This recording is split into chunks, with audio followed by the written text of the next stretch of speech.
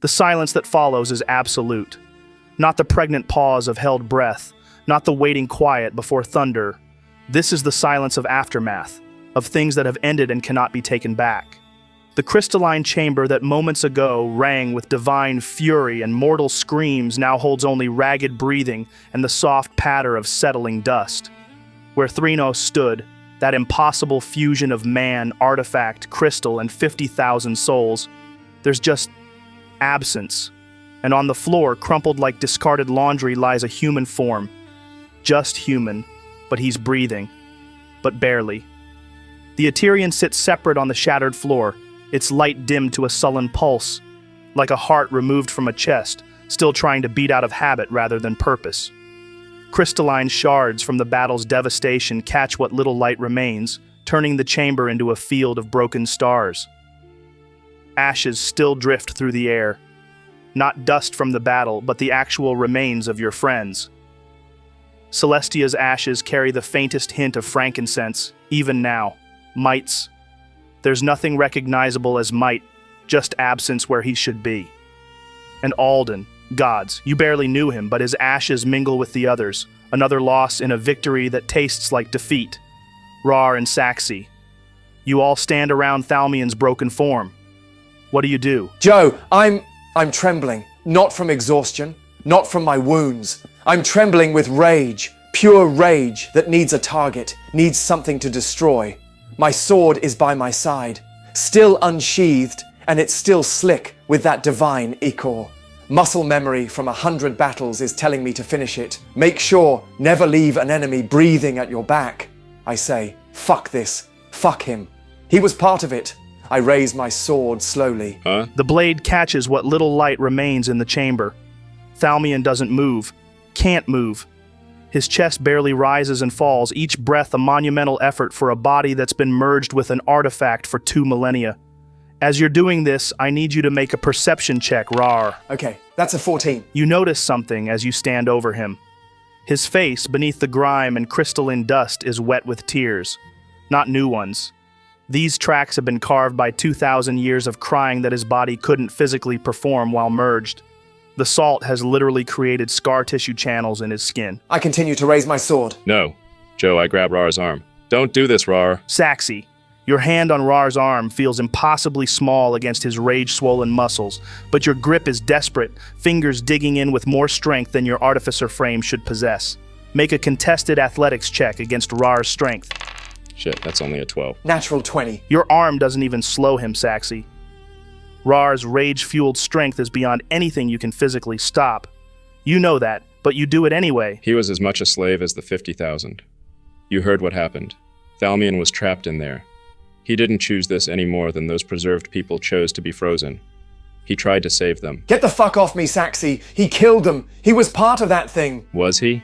Or was he just another victim? Another soul trapped in that crystalline nightmare?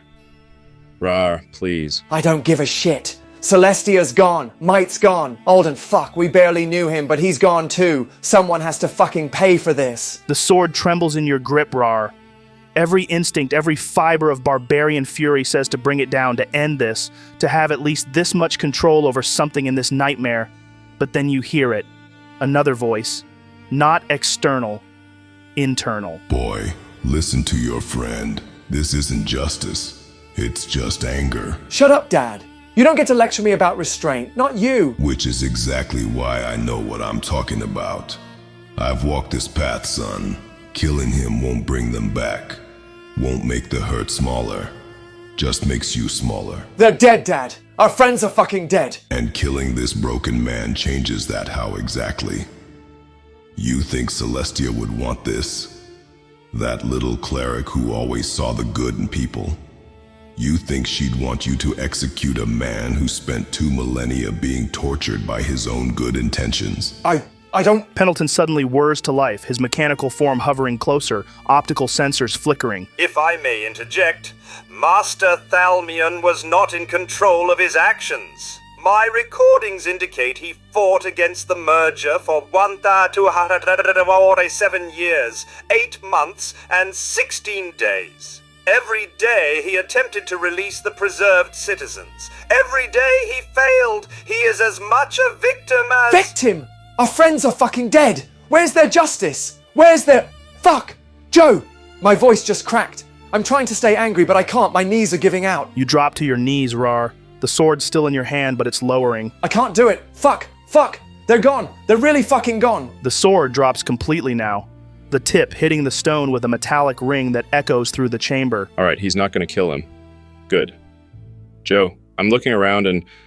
Wait, is Tronald still down from the fight? Yeah, he's unconscious on the floor. Shit, Tronald. I let go of Raarh's arm and run over. I'm using a 3rd level spell slot for cure wounds. Roll for healing, Saxy. That's 8, 4, 7, plus 5.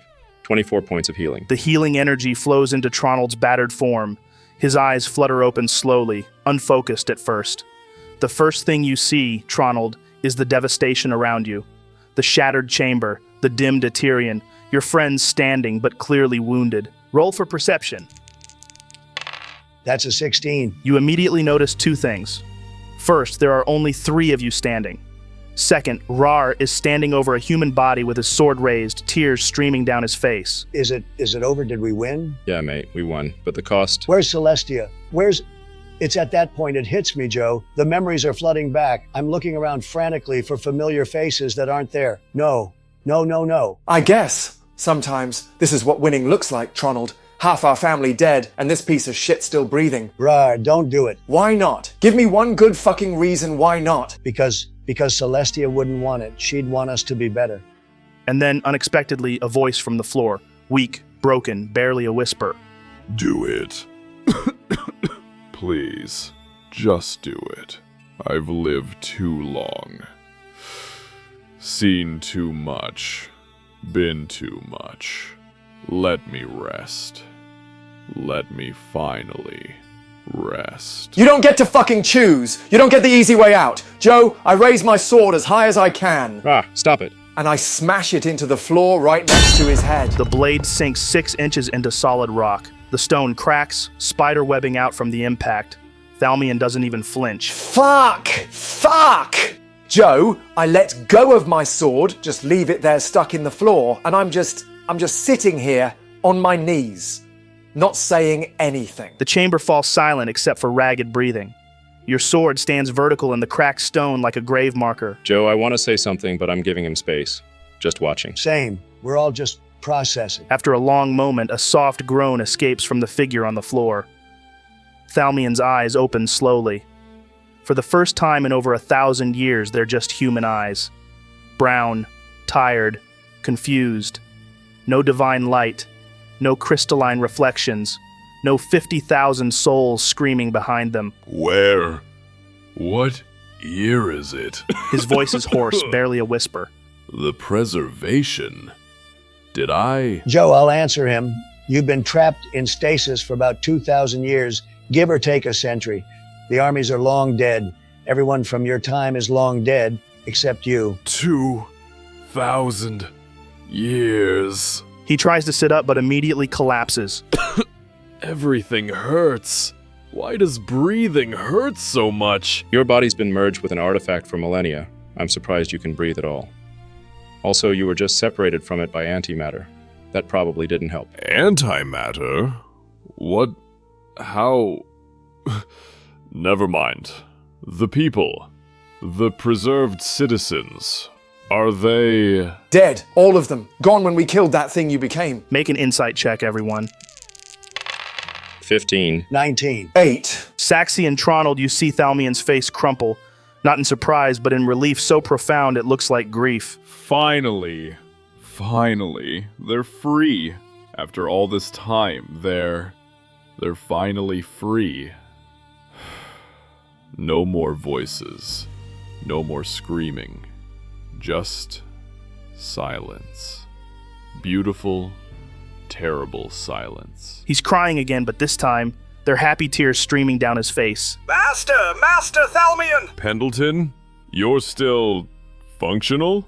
How long did you say? 2,000 years? 1,820 years, 7 months, 16 days, 4 hours, 37 minutes, and 12 seconds since the preservation event, Master. You counted. Of course you counted.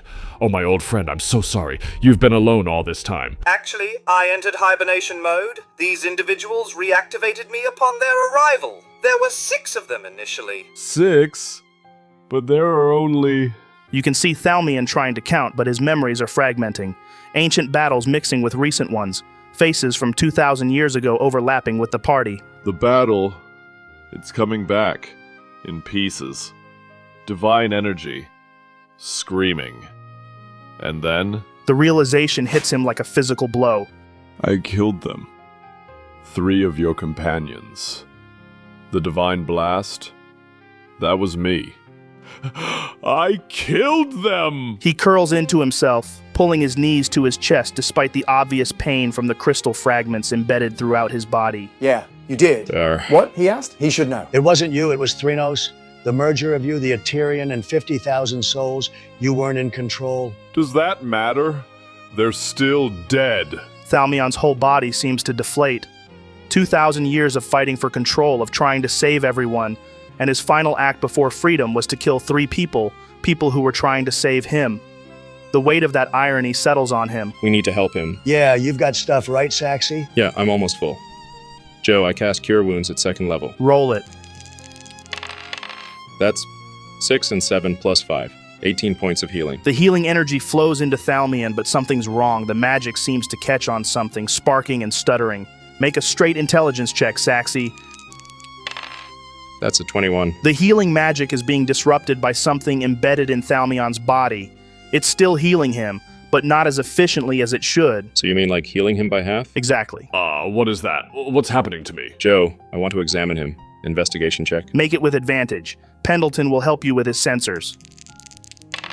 That's 18 and 23. Saxy, as you look closer with Pendleton's assistance, you notice something disturbing. Thalmian's skin has an odd translucent quality in places, and beneath it, you can see what looks like crystalline fragments. Tiny shards embedded throughout his body, like shrapnel that goes all the way down to the bone. Fuck. The forced ejection with the chip. It wasn't clean. Parts of the crystal are still in him. Pendleton, are you seeing this? Affirmative. My sensors detect approximately 4,847 individual crystalline fragments embedded throughout Master Thalmian's musculature, skeletal system, and organs. The largest concentration appears to be around his heart and brain. Will it kill him? I honestly don't know. This is beyond anything I've ever seen. We're dealing with 2,000 years of magical fusion. There's no precedent for this. If I may, Master Thalmian's body has been preserved in a form of stasis for millennia. We should also consider the possibility of biological contamination. Contamination? Disease. Master Tronald. Pathogens from 2,000 years ago that modern immune systems have never encountered, and vice versa. Wait, what? He could be carrying ancient plagues and shit? Precisely. The bacterial and viral evolution over 2 millennia means that Master Thalmian's microbiome contains organisms that no longer exist in their original form. Similarly, modern pathogens could prove fatal to his ancient immune system. Consider that in his era, the common cold as you know it hadn't evolved yet, while diseases like Crimson Lung and Mage Rot were still active. Yes, Pendleton's right. In my time, we had diseases that targeted magical conduits in the body. Make an intelligence check, anyone who wants to. Natural one, nice. That's a 13. Natural 19, Joe. Wow. Just wow. Okay, so Raarh, you remember this clearly.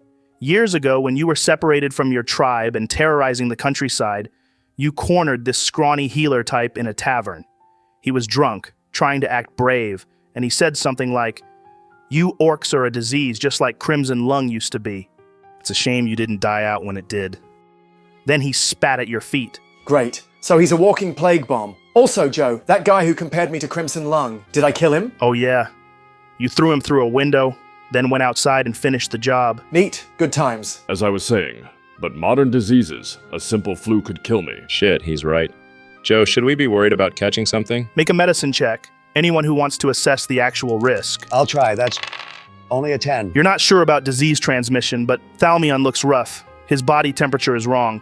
Too cold in some places, too hot in others. Okay, Stop fussing the man. He just needs some fucking rest. I'm not sure you're the best for giving medical advice, man. Huh? I'm sorry, but who was it who knew what plague rotten crimson cum was? Crimson lung, not crimson. So shut up and let me do medical shit. Sit down, Thalmian. Get some rest. He does exactly that, too exhausted to argue with the barbarian's medical authority. In the meantime, we need to figure out what the hell we're gonna do now. He's right, though. He could be carrying ancient diseases we have no immunity to. Prestidigitation should handle basic contamination, at least surface level stuff. Joe, I cast it repeatedly on Thalmian and the surrounding area. Thalmian, now sat down, begins mumbling to himself. Nothing could be worth what happened here. Nothing could justify what we became. I tried to save them. I tried so hard to save them all. You did what you thought was right, Master. The armies were killing everyone. You had no choice. There's always a choice, Pendleton. I just made the wrong one, and 50,000 people paid for my arrogance. 50,000 and... He looks at the ashes still drifting. And so many more. I'm sorry. I'm so fucking sorry. Their names were Celestia, Mite, and Alden. There's a long pause. Tell me about them, please. If I'm responsible for their deaths, I should at least know who they were. Celestia was our cleric, our healer. She kept us alive more times than I can count. Not just with magic, but with hope. When things got dark, she reminded us why we were fighting. She was also annoying as fuck sometimes. Jesus, man. Always trying to make us be better people. Always seeing the good in everyone, even when there wasn't any good to see. But fuck. She was family. She died rejecting hell itself, a devil prince. A devil prince? Vesurial, long story. Mite was complicated. He had the symbiot thing. Alien parasite that gave him power, but also made him kind of terrifying. But he used that power to protect us.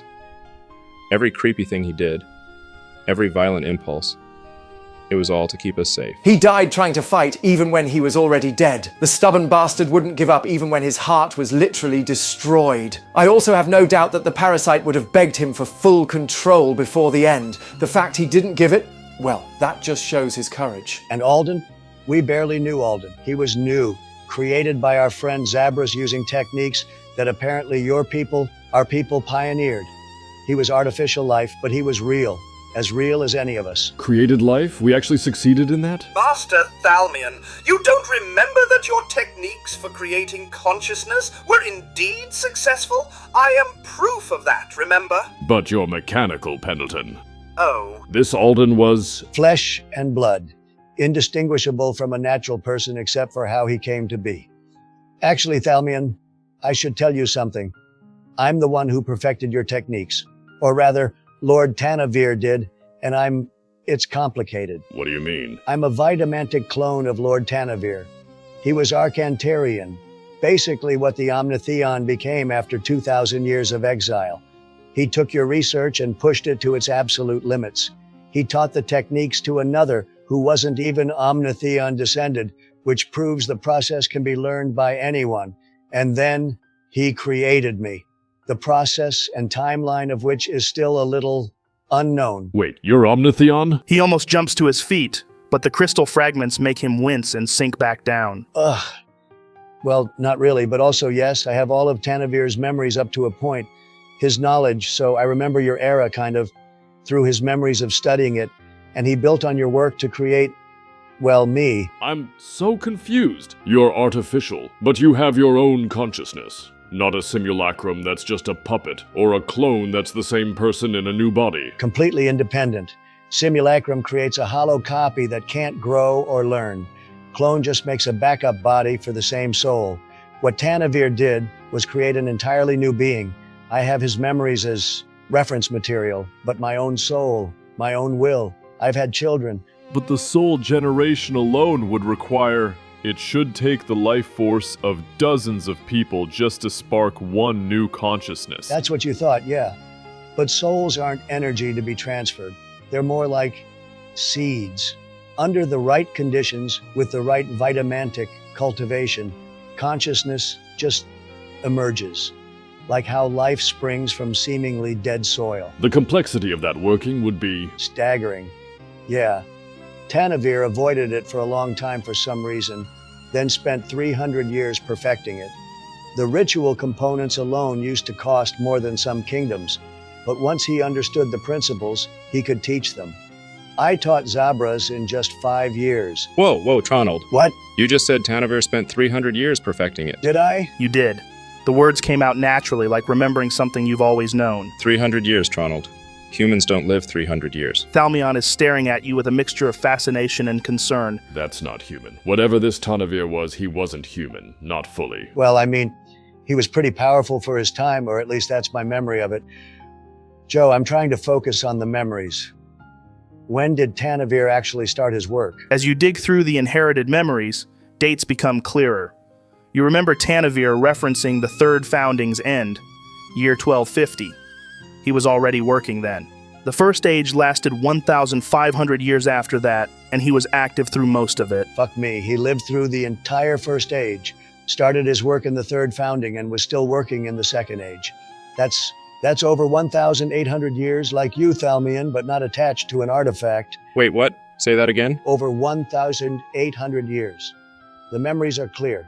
He was there for the Third Founding's end, lived through the entire First Age, and into the Second Age, where he created me. That's not fucking possible! That's longer than I would have lived naturally. Much longer. Even with the Omnitheon's life extension, the absolute maximum was maybe 200 years before the body just gave up. Joe, can I make an Arcana check to understand what could even allow that? Roll it. That's a 19. You know that elves live maybe 750 years naturally, some drow reportedly up to 1,000. Ancient dragons hit that age around 800 years. What about giants? Processing. I have incomplete data on giant longevity. My records suggest potential extended lifespans, but cannot confirm specific durations. Well, I can confirm it. We've met them. Apparently they live forever. Turn into mountains. Wow. Their eldest was 2,000 years old. Told us himself. Said he was still young, so yeah. That is very interesting. Thank you for the correction, Master Saxi. Updating my database. Saxi, there's something satisfying about knowing something the ancient Omnitheon construct doesn't. The weird thing is, in my memories, he never talks about it. Never mentions being ancient. It's just there, like breathing, not worth commenting on. Tronald, what the fuck was your creator? I genuinely don't know. The memories I have don't include that information. It's like he edited them before giving them to me. Or he wasn't aware of it himself. Some beings don't realize they're not mortal until... He trails off, looking disturbed. Until what? Until someone points it out to them. I've read theories. Beings of such power they forget they were ever anything else. They think they're human because they remember being human, but somewhere along the way they became something more. That's terrifying. Joe, I want to grab Tronald and shake him a bit. Not violently, just concerned shaking. You grab Tronald by the shoulders, Raarh. Tronald, listen to me. If that thing that made you live for 1,800 years, longer than dragons, longer than elves, longer than anything mortal, what does that mean for you? Are you going to outlive all of us by centuries? I don't know. I age normally. I bleed normally. I've nearly died multiple times. Hell, I nearly did in that fight just like anyone else would have. But Tanavir made you using techniques perfected over almost 2 millennia. He could have built in anything. If I may interject, Master Tronald, have you experienced any anomalous healing? Survival of injuries that should have been fatal? I mean, I've survived a lot, but so has Raarh. That's just being adventurers. Yeah, but I'm held together by rage and too stupid to die. You're held together by the magical engineering of something that outlived civilizations. This is deeply concerning. In my time, we had a saying, nothing that lives forever stays sane. If Tanavir lived 1,800 years... Then what does that make me? His experiment? His attempt to create something that could outlive him? Or his replacement. Something to carry on after even he couldn't anymore. Could he have been refreshing his body? Creating new vessels and transferring his consciousness? Like making clones of himself over and over? It would explain the longevity, and why he eventually created you. Perhaps his method was finally failing. That's even more disturbing. Body hopping for longer than dragons live. Statistical analysis of consciousness transfer over such duration would result in significant degradation. The being at year 1,800 would be fundamentally different from the original. Like a copy of a copy of a copy, each time losing something. Joe, I'm searching my memories. Is there any sense of discontinuity, like Tanavir changed bodies? Make an insight check on your own memories. That's a 17. The memories feel continuous, but there are gaps. Decades sometimes just missing. and occasionally Tanavir references events as if he experienced them, then corrects himself as if he only read about them. There are gaps, decades missing. And sometimes he talks about things like he was there, then backtracks like he only heard about them. That's not normal forgetting. That's edited memories. Or different people's memories stitched together. Or gaps put there on purpose. Honestly, we might as well make infinite guesses, and we still could be wrong. It's at this point, Joe, the feelings that I had pushed back about being a clone, a copy, come flooding back, and I feel like a fraud again, a fake. Joe, I slapped Tronald. Hard enough to snap him out of it. The slap connects with a sharp crack. You feel that? Fucking ouch. Yeah. Well, then you're real. You've got kids who are real. You've made choices Tanavir never would have made. You're different, man. Whatever you started as, you're Tronald now. Our Tronald. The one who just lost 3 friends and is still standing. Plus, if you were carrying 1-800 years of wisdom, you'd probably be better at plans. Hey! Just saying, someone with memories spanning the rise and fall of multiple ages should have seen Threnos coming. That's actually a good point. If I had all that knowledge, really had it, wouldn't I have known what would happen? Unless the knowledge is there but locked, hidden until you need it. Or degraded. Information decay over such timescales would be inevitable, for biological beings at least. Fuck it, whatever he was, I don't give a fuck. You're still Tronald, our overthinking, occasionally right wizard. Your friends are very accepting. They appear to have significant experience with anomalous situations, Master. We've dealt with weirder, I think. Actually, no, this might be the weirdest. My creator lived longer than anything mortal should, and I might be carrying pieces of consciousness stretched across almost 2 millennia. Raarh's words bring you back to the present. As the philosophical weight lifts, you become more aware of your immediate surroundings. The chamber that was once the heart of Caldrith Mar is shattered. Crystalline structures that stood for 2 millennia are now rubble, and in 3 distinct places all that remains of your companions. He's right, Joe. I'm looking around at what's left. What exactly do I see? Where Mite died, impaled on Threnos' chest, there's a small puddle of black ichor. It's not moving, but it hasn't evaporated either. It just sits there, occasionally rippling without any wind to disturb it. Damn, it survived that explosion? That's insane. Should we collect that? It was part of him. Yeah, that symbiot thing was fucking cool. Creepy as shit, but cool. Mite would probably want us to, I don't know, keep it? We should take it. Mite wouldn't want us to leave any part of him behind, even if it was whatever that thing was. As you're approaching the ichor, make a perception check. Everyone. 8. 12. Natural 20. Raarh, you see it first. The black ichor suddenly twitches, then writhes. For a moment, it almost seems to take shape. Something like a face appears in the liquid, mouth open in a silent scream. Fuck! It's still alive! Then, as if making a decision, it dissolves into the ground like water into sand, leaving no evidence it was ever there at all. The last remnant of Mite's symbiot, unable to survive without its host, chooses dissolution over continued existence. Oh. Well, that's shit. Even his fucking parasite abandoned us. Maybe it couldn't survive without him. They were connected, right? Symbiotic? I'm not gonna pretend I have any idea, man. Honestly, I'm tapped. But there's nothing left of Celestia or Alden? Nothing, brother. You have a thorough look and there's nothing. For what could resist an explosion of that scale? Apart from a blob of parasitic slime, that is. Joe, would I know if there's a way to bring her back? Is resurrection possible after that kind of death? Make an arcana check. That's a 24. So, this is the thing, Tronald. The explosion that killed Celestia, Mite, and Alden was essentially a divine disintegration. Their bodies weren't just destroyed, they were unmade at a fundamental level. The spell Disintegrate specifically states that a disintegrated creature can only be restored to life by means of a true resurrection or wish spell. So there's a chance? Sure? Fucking hell. Could be worse. How? How could this possibly be worse? Well, I mean, like Elendor, right? Your son's soul was destroyed, right? Erased from existence? At least our friends still have souls somewhere. At least they exist in some form. Jesus, Raarh. Why? I'm just saying. As much as that crushed my soul to hear you say, man, you're right. At least our friends have souls somewhere. At least they could theoretically come back. Your son's soul was destroyed. Yeah. The blade that killed him was designed to erase souls from existence entirely. No afterlife, no resurrection, just nothing. Who would create such a weapon? Someone who wanted to make sure their enemies could never come back, ever. Someone who hated me because it was meant for me. They did use it on me, but they used it on my son also. Joe, I'm starting to spiral here. Why did they use it on my son? What possible reason could they have? He was innocent. He was just a kid who wanted to help. He wasn't even involved in any of this until I dragged him in. You're gripping your staff so tight your knuckles are white. If I hadn't been so arrogant, if I hadn't thought I could protect everyone, he'd still be alive.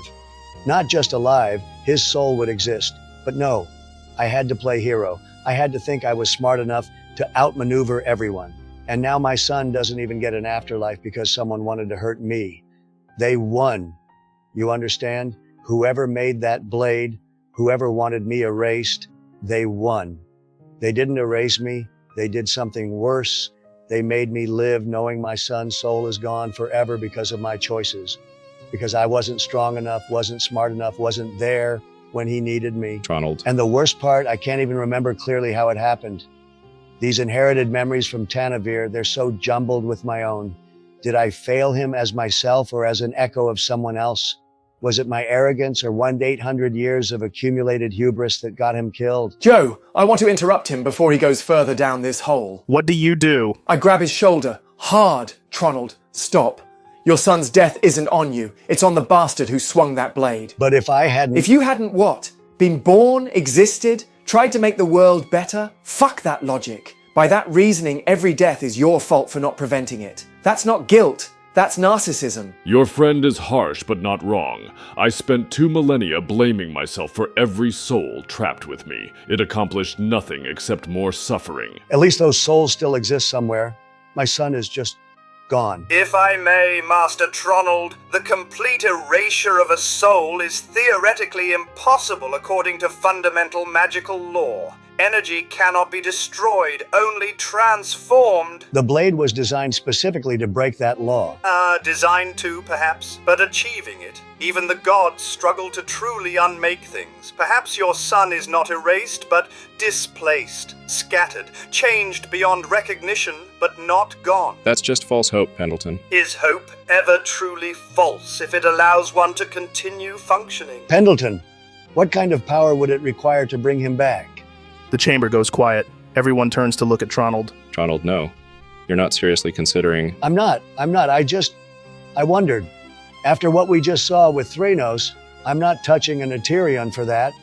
I just want to know if it's even theoretically possible. You're asking if you could use the same kind of power that just killed your friends to undo something that's supposed to be permanent? I'm asking about the mathematics of it, the theory, nothing more. Bullshit. You're trying to find a loophole. Maybe I am. Is that so wrong?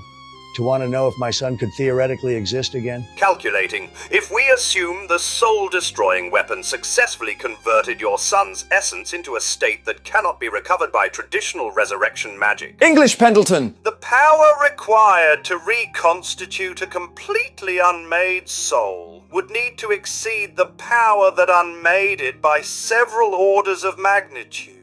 You wouldn't just need divine power. You'd need to be able to rewrite the fundamental laws of reality. So what, the power of a god? An Eterion? A god might not be sufficient. An Eterion alone definitely wouldn't be. You would need to be the conceptual embodiment of creation itself. Not just powerful, but definitionally absolute. The kind of being that doesn't just reshape physics, but authors them. So basically impossible. I said it would require being the accumulation of everything in existence at once. That's not impossible, merely improbable to the point of functional impossibility. For a second there, when you said souls couldn't truly be destroyed, I thought there might be hope. There is a non-zero possibility. In an infinite universe with infinite time, even the impossibly improbable becomes inevitable. That's not helpful, Pendleton. I am merely stating mathematical fact. A 0.0000000000001% chance is still not zero. Tronald, look at me. Even if you could bring him back, and that's a massive fucking if, what would you become in the process? You just saw what the Eterion did to Thalmian. 50,000 souls dead because he thought he could save everyone. He's right. The power to break fundamental laws doesn't come free. It comes with becoming something that isn't you anymore. And that was just one Eterion fused with 50,000 souls. for a mortal to possess the power of all 13 Eterians, to become what Pendleton describes. I'm going to try to explain this. Imagine a single candle flame. Now imagine the heart of a star. The difference between them is nothing compared to the gap between mortal and what you'd need to become. If I may provide context, the energy differential would be approximately 10 to the 47th power. That's just numbers. Let me make it real for you. When I merged with the Eterian, I could feel every preserved soul's entire existence simultaneously, every memory they ever had, every sensation, every thought. 50,000 complete lives screaming through one consciousness, and that nearly destroyed me instantly. What you're talking about would be experiencing every life that ever existed, is existing, and could exist. Every possible version of every possible soul across every possible reality. Your son wouldn't just be a memory you'd recover. He'd be one grain of sand on an infinite beach, and you'd be experiencing every grain simultaneously, while also being the beach, the ocean, the planet, and the concept of sand itself. That sounds fucking horrible. It's worse, because you wouldn't even remember why you wanted to bring him back. The concept of son would be meaningless when you're experiencing every parent-child relationship that ever existed simultaneously. You'd have infinite sons and be infinite sons, and the very idea of individual relationships would dissolve. So I'd save him, but wouldn't even know I'd saved him? You wouldn't know what him means, or you, or saved. You'd be everything and nothing, conscious but not consciousness, existing outside the concept of existence. Master Thalmian is describing a paradox state. Complete omniscience would necessarily result in the inability to process individual data points. You would know everything and therefore know nothing. Like trying to drink the ocean to find a specific drop of water. While becoming the ocean, and the drop, and the concept of water, and forgetting you were ever anything else. I think I'm going to be sick. Good. That means you're still sane enough to recognize insanity. The Eterian whispered to me for 2,000 years, just one of them. It promised I could save everyone, fix everything, become everything, and all it cost was becoming nothing that could appreciate what I'd saved. Message received, loud and clear. A wise conclusion. I needed to hear it was theoretically possible, even if it's functionally impossible. Does that make sense? Yeah, mate. It makes sense. Sometimes we need to know the door exists, even if we'll never open it. As you're grappling with your losses, something shifts in the air.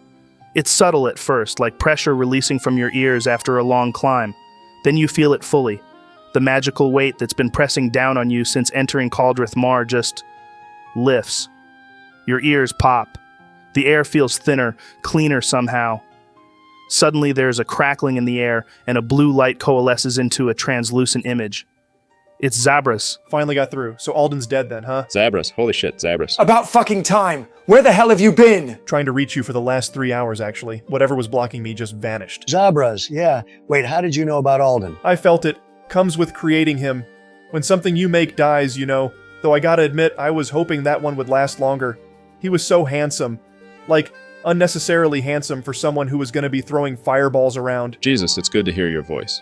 Even if you're being weird about your dead creation. I'm processing grief in my own way, alright? Let me have this. You sound exactly the same. Still monotone as fuck even when talking about death. And you still swear every other word. Some things never change, though I count 3 of you. Where's... Don't. Not yet. We're not ready to say it out loud again. Ah, more than just Alden then. 3. We lost 3. Well, shit, that's rough, guys. Yeah, it's been a fucking day, but hearing your voice... Joe, I didn't realize how much I needed to hear someone from home until now. There's something comforting about Zabras' perpetual deadpan delivery.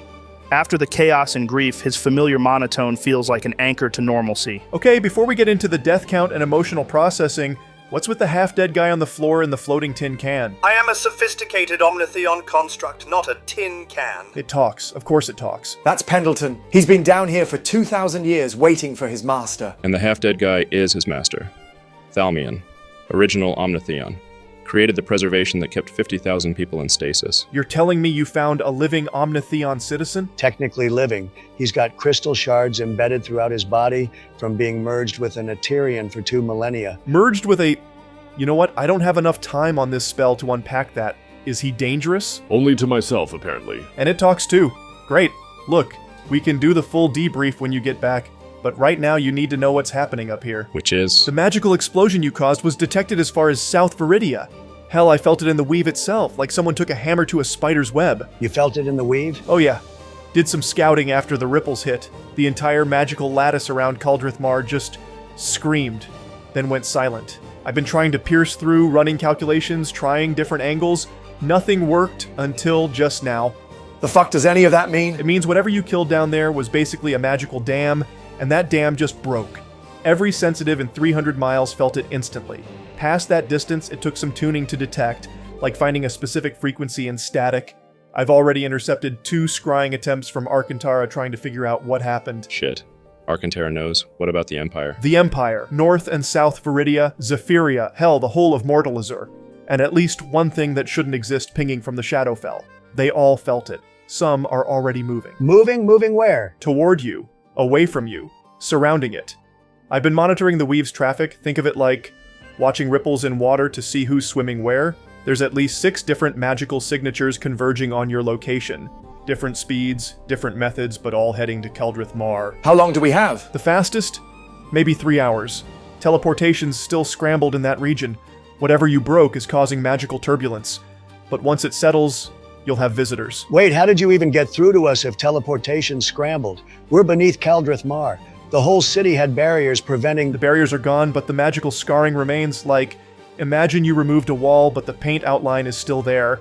I had to basically squeeze through the echo of the barriers, find a frequency that wasn't corrupted. So, yeah, inside out can do. Outside in, nope. Don't know why really, so don't ask. It died when we killed Threnos. When you killed what now? Threnos, the crystal fucker. Long story. Very long, very horrible story. I've got 10 minutes on this spell. Give me the short version. All right. Thalmian here tried to save 50,000 people 2,000 years ago by merging them with an Eterian. It went wrong. They all became one thing called Threnos. We killed it. 3 of us died doing it. That's actually worse than I imagined. Joe, can I make an Arcana check to recognize what spell Zabras is using? Sure, roll it. That's a 13. The spell looks familiar, but you can't quite place it. The blue translucent projection, the clarity despite the distance. You know you should know this. Zabras, what spell is this? It looks familiar, but I can't... You should know it. You taught it to me. Or Tanavir did. What's it called? Oh man, you don't remember the naming session? You couldn't decide. First you wanted to call it Tanavir's Transcendent Translocation of Consciousness and Voice Across Unlimited Distance, including planar boundaries. That's terrible. That's what I said. Then you tried the Grand Projection of Ethereal Communication. Pretentious. Right after that was Mystic Window of the Far Speaker. What the fuck? My reaction exactly. Then you got drunk and suggested Talkie Distance Box. I did not. You absolutely did. I have notes. Eventually I made you settle on Tanavir's projection because it's simple and attaching a name to it makes it easier to remember. Plus, you know, ego. Whose ego? Yours, Tanavir's, and what a hell of an ego it was. If I may interject, Talkie Distance Box has a certain charm. I actually like that one. Of course you do. We are not calling it Talkie Distance Box. Too late. I'm updating my spellbook. Anyway, back to the urgent matter. The magical explosion you caused was detected everywhere. I felt it in the weave itself. Wait, I need to know, did I really suggest Talkie Distance Box? Focus, Tronald. Incoming threats now. Naming conventions later. No, I want to hear more about drunk Tronald naming spells. He also tried to rename Fireball to Spicy Air Sphere. We actually made a modified version of it, but honestly, it was more of a fuel air bomb than a fireball at that point, so... We're going a little off topic here. True. Where were we? Oh, you killed a Threnos and now you've adopted an Omnitheon and a Pendleton. I am pleased to make your acquaintance, Master Zabras. Did you know I have complete autonomous consciousness? Despite the holographic nature of the projection, you can see tension in Zabras' shoulders.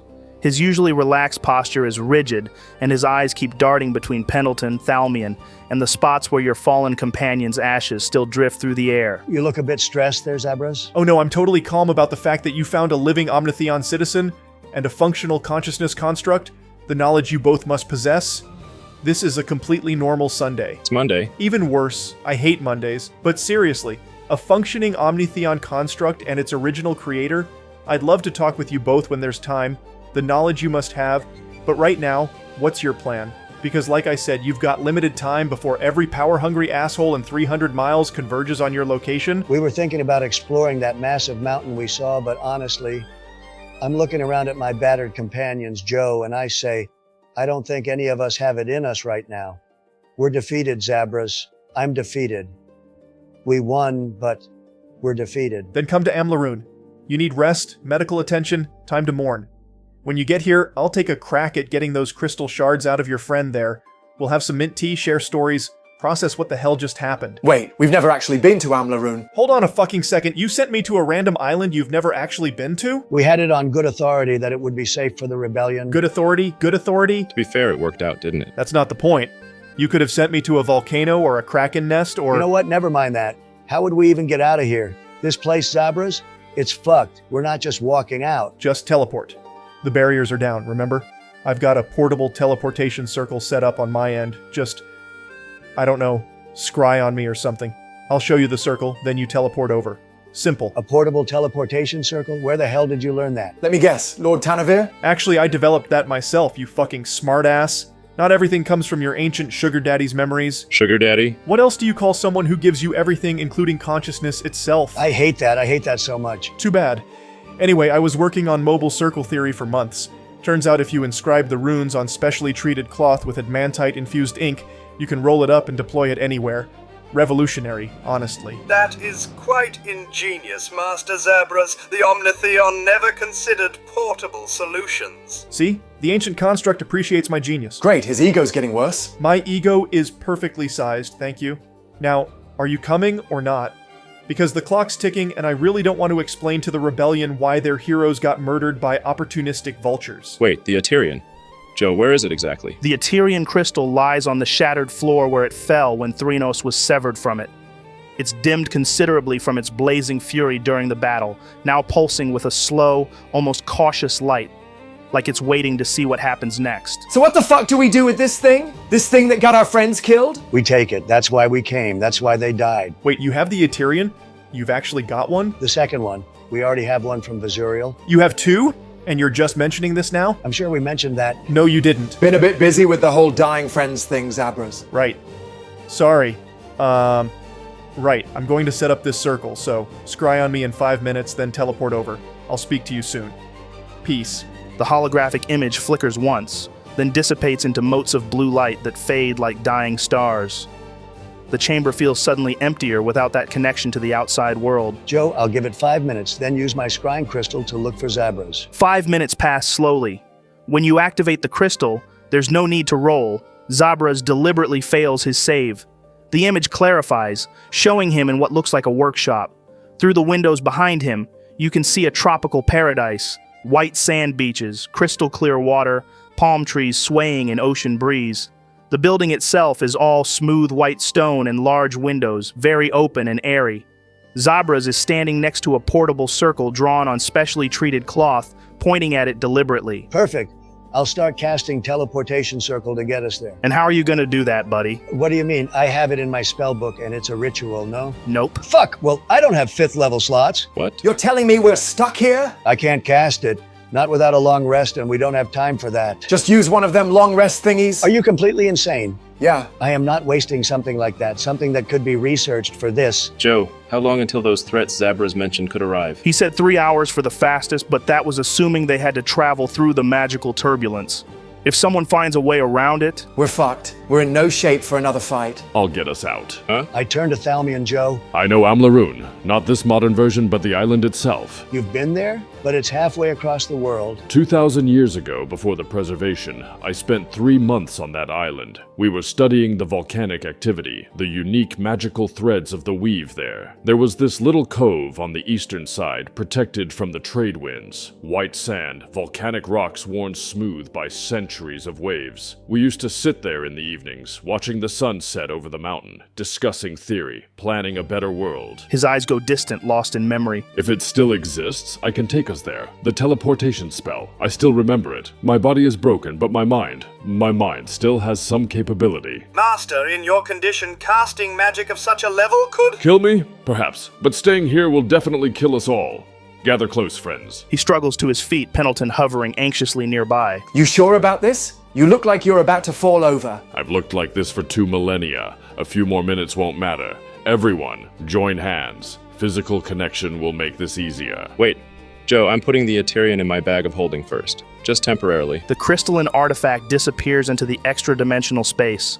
The moment it's gone, Thalmian seems to breathe easier. Now everyone together. This will feel unusual. We form a circle, Joe. Yeah. You form a circle, hands clasped. Thalmian begins speaking in a language that predates common, predates most modern magical theory. The words seem to twist reality around them. Picture warmth, ocean breeze, the cry of seabirds, the eternal patience of volcanic stone. The magic builds differently than any spell casting you've witnessed, where your magic feels like forcing reality to comply with your will. This is something else entirely. It's like reality is being politely asked to reconsider its position, and it simply agrees. Every syllable Thalmian speaks slots into some invisible framework you didn't even know existed. This is what magic looked like at the height of the Omnitheon. Not brute force, but perfect understanding of the underlying architecture. Distance becomes a suggestion rather than a law, and in that elegant sidestep of physics, you're elsewhere. The first sensation is warmth, not the oppressive heat of deep underground, but tropical warmth carried on an ocean breeze. Your feet sink slightly into soft white sand. The cry of gulls fills your ears, mixing with the distant sound of waves against volcanic rock. You're in a small cove, exactly as Thalmian described. Smooth volcanic stones form a natural barrier on three sides, creating a pocket of calm. Through a gap in the rocks, you can hear activity, voices, movement, the sounds of civilization. But here, in this moment, it's peaceful. It's still here. After everything, it's still here. He collapses to his knees in the sand, tears streaming down his face. The stones are worn smoother, the sand is finer, but it's the same cove. We used to sit right there, where that piece of driftwood is now, and argue about whether consciousness was emergent or fundamental. Joe, I'm looking around. What do I see beyond the cove? Through the gap in the rocks, you can see buildings, not the primitive structures you might expect on a tropical island, but real fortifications. Stone walls reinforced with metal, guard towers with what look like magical amplification crystals, organized streets. This isn't just a hideout, it's a proper military installation disguised as a tropical paradise. This is Amlarun. It's so bright. And warm. Gods, I'd forgotten what warm felt like after Kaldrith Mar. The moment of peace is shattered by a sharp whistle. Oi, you there. Identify yourselves. A guard in light armor adapted for tropical weather is jogging toward you along the beach. He's not drawing a weapon, but his hand rests on his sword hilt. This is a restricted... Quiet. I step front and center Joe, and I say, I am Lord Tanavir, and I have come seeking my counsel. Neat. And that's where we will wrap up this session. See you later, guys.